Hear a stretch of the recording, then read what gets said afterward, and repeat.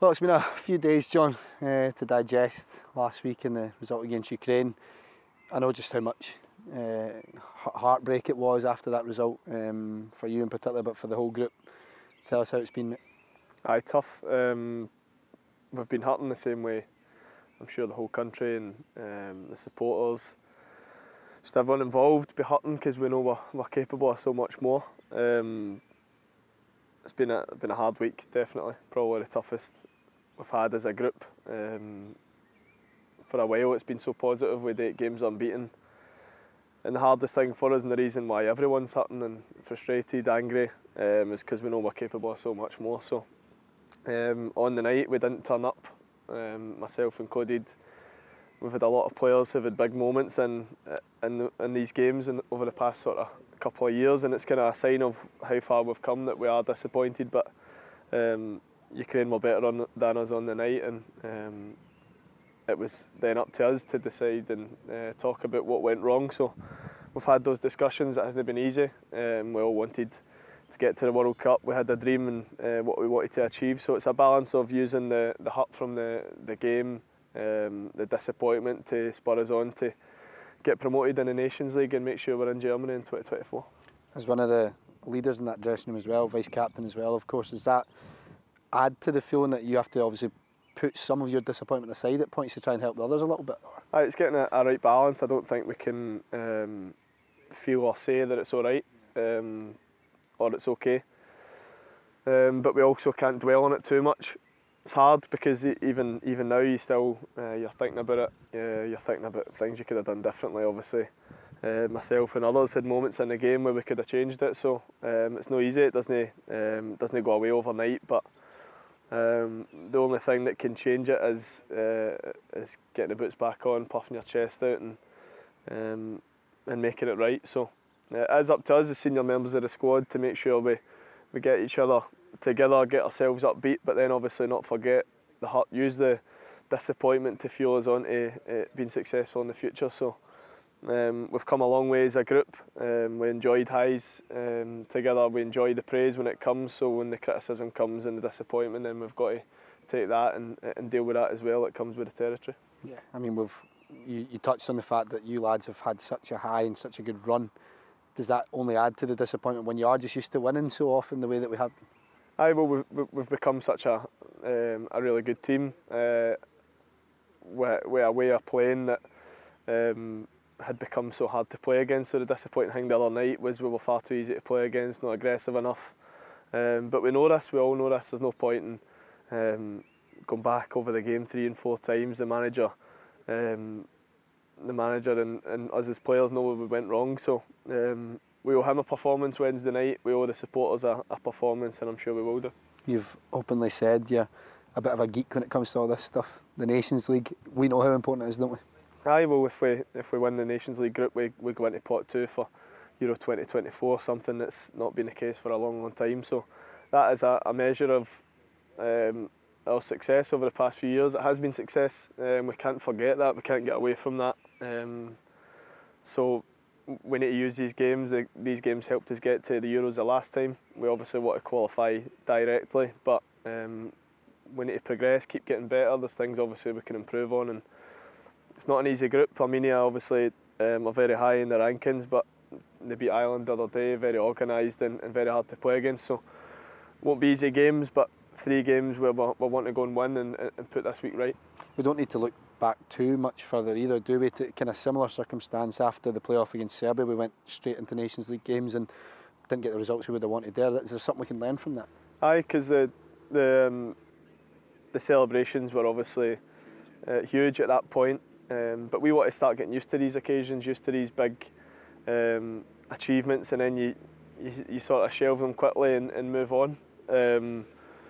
On both sides, you can't get too high when we win. We maybe got a wee bit too high after that, but it was understandable. And we sort of threw away the Nations League group at that point. But we know how important it is as players. I think the supporters are starting to buy into it as well. So I think it's important for everyone, players and supporters, to be as positive as we can Wednesday night. Use last week's disappointment to go and take it out in Armenia and do the best as we possibly can, and then 2 exciting games after that to go and finish off what is a strong campaign for us. So it's getting a balance, obviously. If you were around about the boys in training, you can see there's a bit of anger there. But we've been training hard, trying to put it right, and I'm sure we will Wednesday. Even little things like having to sit down and talk about it is not easy, is it, as well, when you look back? No, well, normally when you play a big game with your country, you're away back to your clubs. You don't really get the chance to sit and hurt together. So this is a sort of unique situation. We had to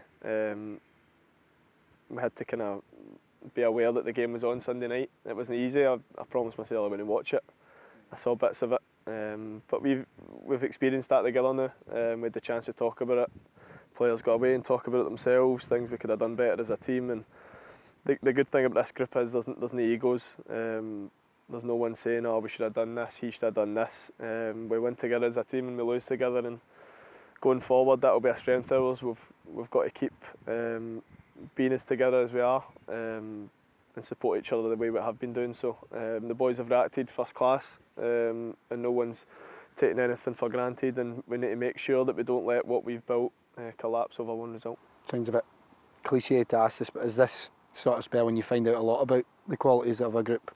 Aye, no surprise really. The reason for us going on those runs and doing so well as a group is because the players, especially the ones who haven't been playing, have been so supportive. So the boys who weren't involved the other night and the ones that didn't come on they were just hurting as badly as we were. So it's a sign of how far we've come as a group and as a country. So it's important to stay together as much as we can. We've sort of managed to weed out the kind of blame and finger pointing, which doesn't help anyone. So it's important as senior boys in the squad to keep that together, and we've got enough big characters and players to do that. And as like you touched on the squad itself, there's a lot of players that will be desperate to try and get an opportunity, some new faces as well. I know how much a role yourself and Rob in particular have made for some of the newer lads around the setup and making them feel welcome as well. You have to balance that with your own kind of feelings and emotions at a time like this, don't you? Aye, well there's players at certain different stages of career, with the exception of Marsh and Craig. There's not many over 30. So we are here for years to come. I'm sure the boys will agree. We've got so much more to achieve and so much more to learn, but we've also got young players coming through now. Alan Campbell's come in and trained brilliantly this week, and we're going to have that. We're going to have to evolve as a group. We need to make sure it doesn't get stale. The same players cutting about. We need people to come and challenge us for our positions, and I think we've got that. There's strength and depth now, and we know we need to be on our toes to keep our jersey. So it's all healthy. We need to keep remembering that we've come a long way, but we've still got another few steps to jump, and we're ready to do that now, and hopefully get to Division A, which would be an amazing achievement for us. Certainly would. And just as we start to wrap up here, John, it's obviously getting back to the Euros, ending that way was such an achievement, such a big moment for the national team. I know how much the World Cup means to all you players as well, though, and the manager and the staff. That's still the dream. It is, aye, it is, and that's why it's so raw. You're a wee guy growing up, you want to be the Scotland team of '98. You want to get there. We came so close this time around, but I'm sure the boys will still be around for 2026. But first of all, in our mind is to finish top of the Nations League group, get ourselves into pot 2 for Germany in Euro 2024, and then build from there. So our aim is to qualify for the next 2 tournaments, and we're going to do whatever we can to do that. Well, we appreciate you sitting down and talking about it. Cheers, Liz. Cheers.